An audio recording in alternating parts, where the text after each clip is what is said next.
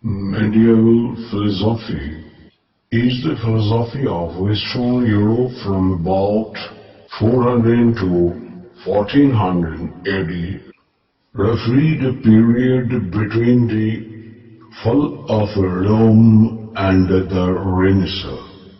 Christian institutions sustained medieval intellectual life, and Christianity's texts and ideas provide rich subject matter for philosophical reflection. Now the geographical and chronological boundaries of medieval philosophy, which refers to philosophy in Western Europe during the medieval period, the so-called Middle Age.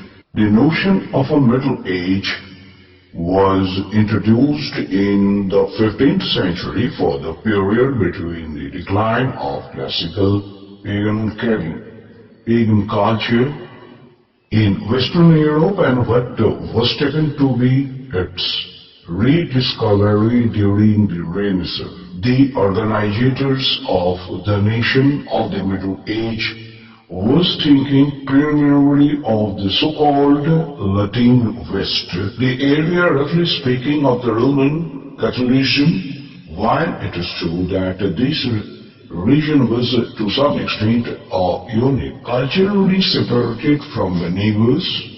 It is also true that the medieval philosophy was decisively influenced by ideas from the Greek East, from the Jewish philosophical tradition, and from Islam. If we take the medieval philosophy to include the Patristic period, as the present author prefers to do, then the area must be expanded to include at least during the early centuries Greek-speaking Eastern Europe as well as North Africa and parts of Asia Minor. The chronological limits of the medieval philosophy are likewise emphasized. Many historians of a medieval philosophy begin with Saint Augustine, 354 to 430, though some include 2nd and 3rd century Christian thinkers, whereas Robert Charles Passanino speaks of a more recent consensus on when and where to place the beginnings of medieval philosophy, understood as a project of the independent philosophical inquiry. It begins in Baghdad in the middle of 8th century and in France in the Italian court of Charlemagne in the last quarter of the 8th century. At the other end of the period, things are even more imprecise. Scholars have advocated many different termini for our period, and there seems to be the little agreement and indeed a little basis for the recent agreement on this point. The Middle Age began, we are told, with the death of Theodosius in 395, or with the settlement of Germanic tribes in the Roman Empire, or with the sack of the Rome in 410, Rome in 410, or with the fall of the Western Roman Empire, or even as late as the Muslim occupations of the Mediterranean. Yet another terminus often given for the Middle Age is the so-called revival of learning. The medieval era, when humanist scholars discovered the classical text and restored them to mankind after the long Gothic night. Medieval must always smile a little over these discoveries, for we know where the humanists discovered those classical texts, namely in medieval manuscripts, where medieval scribes had been carefully preserving them for mankind over the centuries. Still, it is perhaps most useful not to think the medieval philosophy as defined by the chronological boundaries of the adjacent philosophical period, but as beginning when thinkers first started to measure their philosophical speculations against the requirement of Christians' doctrine, and as ending when this was no longer the predominant practices. This view allows late ancient and early medieval philosophy to overlap during the Patristic period. Thus, Proclus, 411 to 85, belongs to the story of ancient philosophy, even though he is later than the Saint Augustine. Again, this view accommodates the fact that late scholasticism survived and flourished even in Renaissance. Thus, Francisco Suarez, 1548 to 1617, who can arguably be regarded as the last chapter in the history of the medieval philosophy, was contemporary with the Francis Bacon, that is 1561 to 1626. Nevertheless, at the latest, radically new ways of doing philosophy were clearly emerging. Perhaps generous interpretations of chronological limits of medieval philosophy implies that it lasted at least from the Greek patristic author Justin Martyr, that is middle 2nd century, until well into 15th century. More than half the entire history of the philosophy generally and clearly there is much to be discussed. Now, the basic point, the main ingredient of the medieval philosophy, why it is so much important for us. Here is a recipe for the producing medieval philosophy, combined classical pagan philosophy, mainly Greek, but also in its Roman versions, with a new Christian religion session with a variety of flavorings and from the Jewish and Islamic intellectual heritages. Stereo and similar are 1300 years or more until then. This recipe produces a potent and volatile realm, for in fact, many features of Christianity do not fit well into classical philosophical views. The notion of the incarnation and the doctrine of the Trinity are obvious case in point, but even before those doctrines were fully formulated, there were difficulties so that an educated Christian in the early century would be hard-pressed to know how to accommodate religious views into the only philosophical tradition available. To take just one example, consider pagan philosophical theories of the soul. At first glance, it would appear that Platonic tradition would be most appealing to an early Christian, and in fact, it was in the first place. The Platonic traditions was very concerned with the moral development of the soul. Again, the tradition showed the highest goal of a human being as some kind of the mystical gazing on our union with the form of the God or the one. It would be easy to interpret this as the face-to-face encounter with God in next life that Saint Paul. Most important of all, Platonism held that the soul could exist apart from the body after death.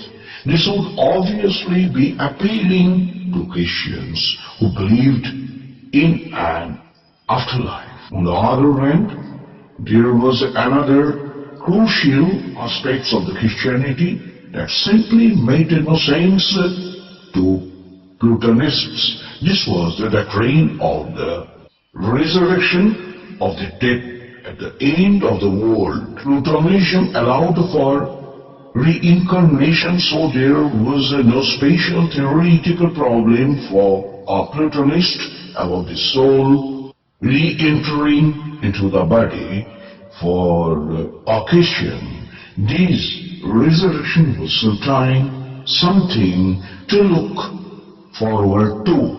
It was a good thing. This would be incomprehensible for our Platonic viewpoint, for which the body is the prison of the soul, and for which the task of the philosopher is to learn how to die, the world to be free from distracting and corrupting influences of the body. Not for the Platonist, it is based for the soul not to be in the body. The Christian would therefore have a hard time being a straightforward Platonist about the soul, but neither could a Christian be a straightforward Aristotelian.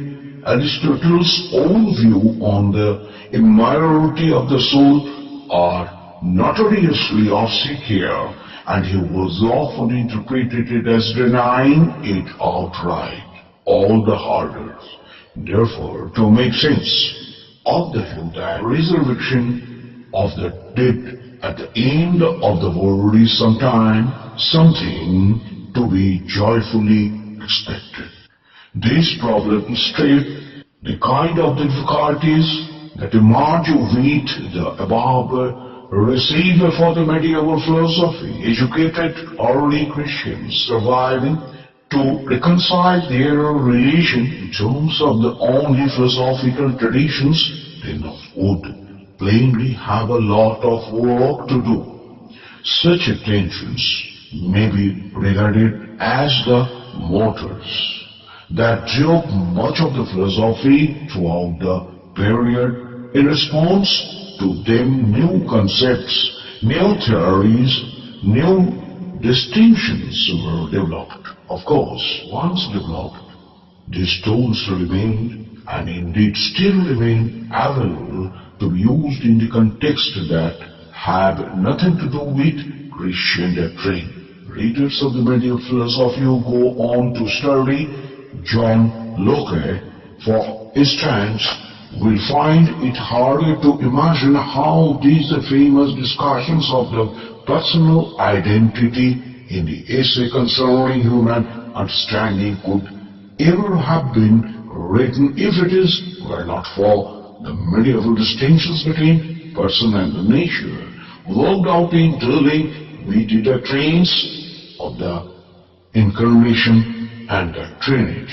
Now, it is very important to know how the Greek texts were. While influence of the classical pagan philosophy was crucial for the development of the medieval philosophy, it is likewise crucial that until 20th and the 13th century, almost all the original Greek texts were lost to the Latin West, so that they exerted their influence only indirectly. They were lost, not in the sense that the texts were simply unavailable, but in the sense that very few people could read them, since they were written in their own language. The Western Roman Empire gradually disintegrated the knowledge of Greek all about, but disappeared. Boethius was still fluent in Greek, but he recognized the need of translations even in his own day. After him, Greek was effectively a dead language in the West. There are still some pockets of the Greek literacy, especially around such figures as Isaacus of the Cerebral and the Venerable Vede.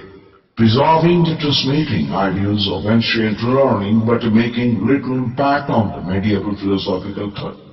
In the case of the Plato, the Middle Ages, for all the practical purposes, had only the first part of the terminus, that is hardly two typical Platonic dialogue, in a translation and commentary by a certain Calcidius. The Timaeus contains Plato's cosmology, his account of the origin of the cosmos.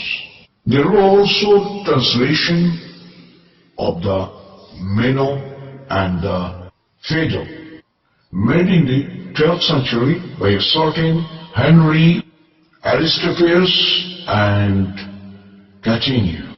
But almost no one appears to have read them. They seem to have had only a modest circulation and absolutely no influence at all to speak of.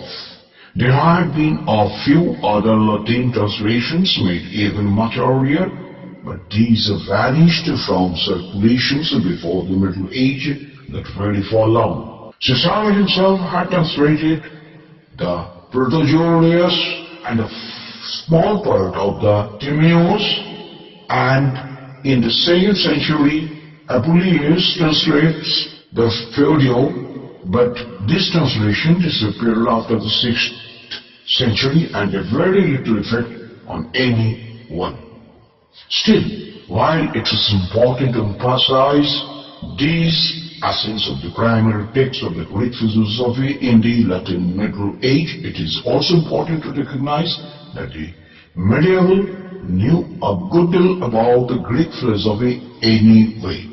They got their information firstly from some of the Latin patristic authors like Tertullian, Ambrose, Boethius, who wrote before the knowledge of Greek effectively disappeared in the West, and who often discuss the classical Greek doctrine in some details. Secondly, certain Latin pagan authors as Cicero, Seneca, who gave us a great deal of information about Greek philosophy. During the first part of the Middle Age, Platonic and Neoplatonic influences dominated philosophical thinking. Plato himself does not appear at all, but Platonism is everywhere, as Gilson had said. Now the patristic period to the mid of 12th century, patrology or patristic is the study of the so-called father of the church. Is this sense the fathers does not mean priests, although of course many patristic authors were priests. Neither does it mean father in the sense of the founding fathers, the initiators, although many patristic authors were likewise foundational for everything that came afterward. Rather, father in this sense means the teachers. In early Christian uses, the term father was applied primarily to the bishop, who had preeminent teaching authority within the church, but gradually the word was extended until much later it came to include all early Christian writers who were taken to represent the authentic traditions of the patristic period. Is generally to the extent from the immediately post-apostolic authors to either Gregory the Great or Isidore or Severly in the Latin West. Now, if we talk about Augustine, by no means all the patristic authors are of the philosophical significance, but many of them definitely are. By far most important, Saint Augustine is certainly the most important and influential philosopher in the Middle Age and one of the most influential philosophers in each and every time. His authority has been felt much more broadly and for a much longer time than Aristotle's, whose rule in the Middle Age was comparatively minor until rather late. So for the Plato, for a long time much of his influence was felt mainly through the writings of Augustine. For more than a millennium after his death, Augustine was an authority who simply had to be accommodated. He shaped medieval thoughts as no one else did. Moreover, his influence did not end with the Middle Age. Throughout the Reformation, appeals to Augustine's authority were commonplace of all sides. His theory of illuminations lies in the Malebrages and the discrete light of nature. He approaches to the problems of evil and to human free will is still widely heard today. His force was and is still felt not just in philosophy but also in theology, popular religion and political thoughts. Yet despite their philosophical preeminence, Augustine was not and did not think of himself as a philosopher either by training or by profession. But training, he was a rhetorician by profession, and first a rhetorician and teacher of the rhetoric, then latter bishop of Hippo, that is northeast Algeria, where he concerns were pastoral and theological. As a result, few of his writings contains what we would think of as purely philosophical discussions. What I find instead in Augustine is a man who is a philosopher in the original etymological sense, a lover of wisdom, on who is searching for it rather than one who writes as if he has found it and is now presenting it to us in systematic, argumentative forms. Next then comes Boethius. After this time, the first thinker of the philosophical note were the Boethius, that is 480 to 524. Boethius is no doubt best known today for the consolation of the philosophy, a dialogue in the 5 books between the Boethius and the lady philosophy. An allegorical figure was appear to him in a vision while he is languishing in jail on a sentence of death for treason. Boethius had occupied a high station in society and government. He was born into a family with an excellent old Roman pedigree and rose to a position of immense power and influence in the Ostrogothric kingdom under Theodoric. Although for a while he was conspicuously successful, he nevertheless eventually fell into disfavor, was charged to be the treasonable conspiracy having to do with the Emperor Justine in Constantinople, and was arrested, finally executed. In the Consolation, Boethius and Lady Philosophy discusses the problem of evil and the fecundness of virtue, particularly pressing issues of the Boethius give the circumstances under which the work was written. But although the Consolation is justly famous both in her own day and in the Middle Age, Boethius' long-term importance probably rests more on his translations and commentary activity. Boethius was well educated and was one of the increasingly rare people in the West who knew Greek well. Not just the language, but the intellectual culture. He came up with the lofty goal to translate the Plato and Aristotle into Latin, write commentaries on the whole of that material, and then write another work to show that the Plato and Aristotle essentially said the same thing. If the more powerful favor of divinity grants to it to me, this is, of course, my firm purpose, although those people were very great talents, whose labor and study translated from the Latin tongue much of what we are not entreating. Nevertheless, they did not bearing it into any kind of the order or shape or in its arrangement to level of the scholarly disciplines. Hence, it is important to say about that no doubt this plan would have proved manageable.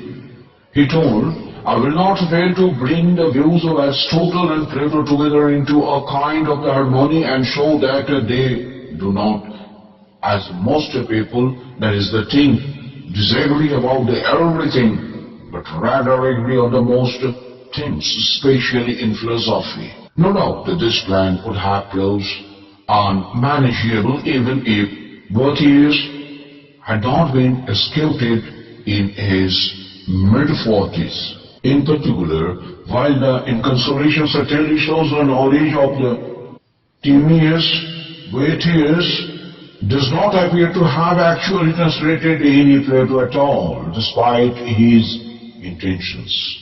He did, however, translate the Aristotle categories and interpretations, and together with the periphery of the Tyres, I suppose, a kind of introductions of the Aristotle's categories. He also appears to have translated the other works of Aristotle's Organon, but the fate of those translations is obscure.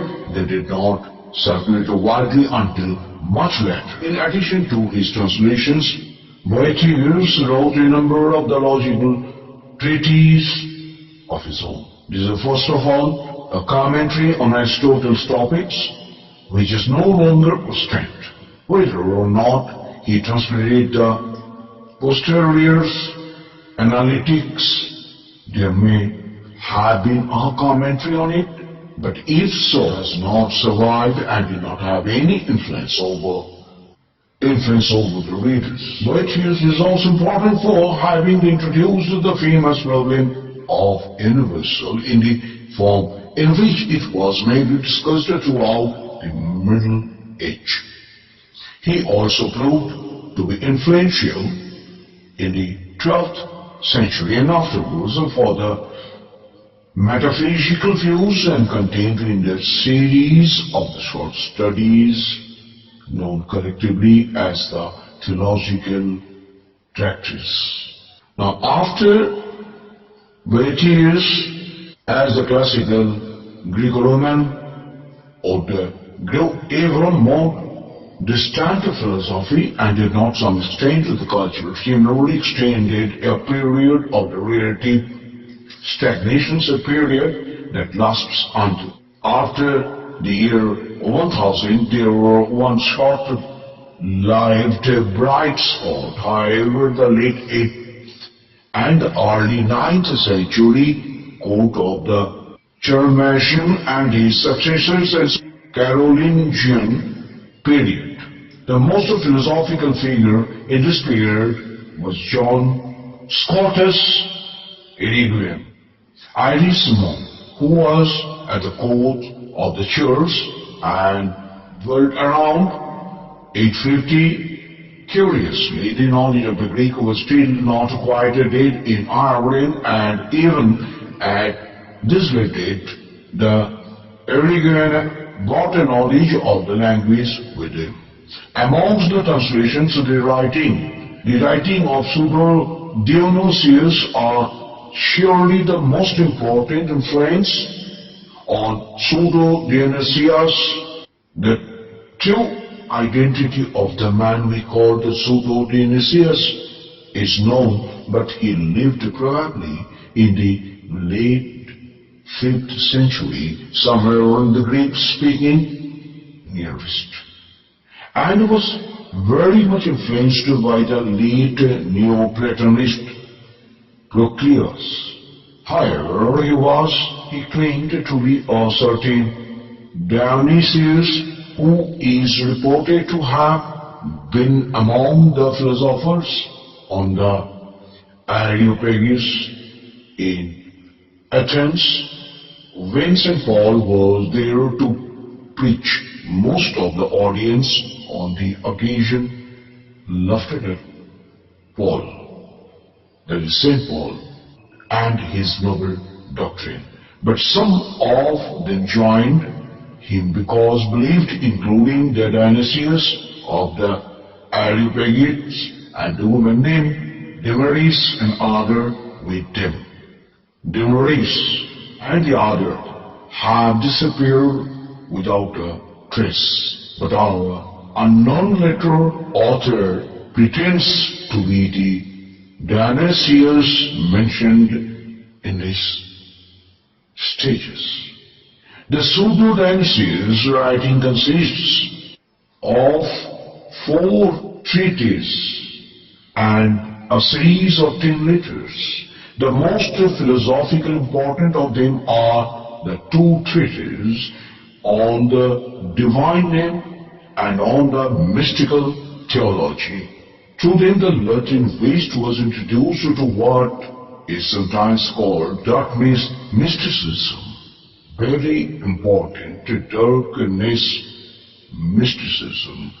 Though the tradition that interprets mystical experiences not in terms of an intellectual vision, but in terms of the will rather than the intellectual darkness rather than light. It is mainly through those 2 treatises that medieval philosophy got a still familiar view. There are 3 ways of talking about God: by trying to say that He is light, or by saying instead what He is not, that is negative, and what He is like is affirmative, and second one negative. And by a kind of combined way that speaks of the God within the affirmative predicates, but with some kind of the marks of super strength. Now the Anselm of Canterbury. After the brief Renaissance, during the Carolingian period, education and culture declined once again for roughly another 200 years. Then shortly after the turn of the millennium, things began to revive. Now the manic barbarian strives that had so disturbed the late Roman Empire had long since settled down, and the latter Viking riders had by this time became respectable nomads. Trade began, travel began, revivals shape again, at least compared to what it had begun. New cities began to emerge, and along with all new social arrangements began to develop. Education was a part of this general revival, and with its philosophy. The major medieval philosophers before the year 1000, probably fewer than 5 in numbers, depending on how generously one wants to take the word measure. But after 1000, their numbers grow. Exponentially. It is no longer possible to treat them individually in chronological order. Indeed, it is difficult to give tract of them all. As time goes on, the complications and numbers only increases. Now, Aswin is no doubt based known as the originator of the famous ontological argument for the existence of the God. But he wrote much else besides on many philosophical and theological topics. His writings abound in the subtle and sophisticated regions. Indeed, they illustrate the increasing role in philosophy and theology.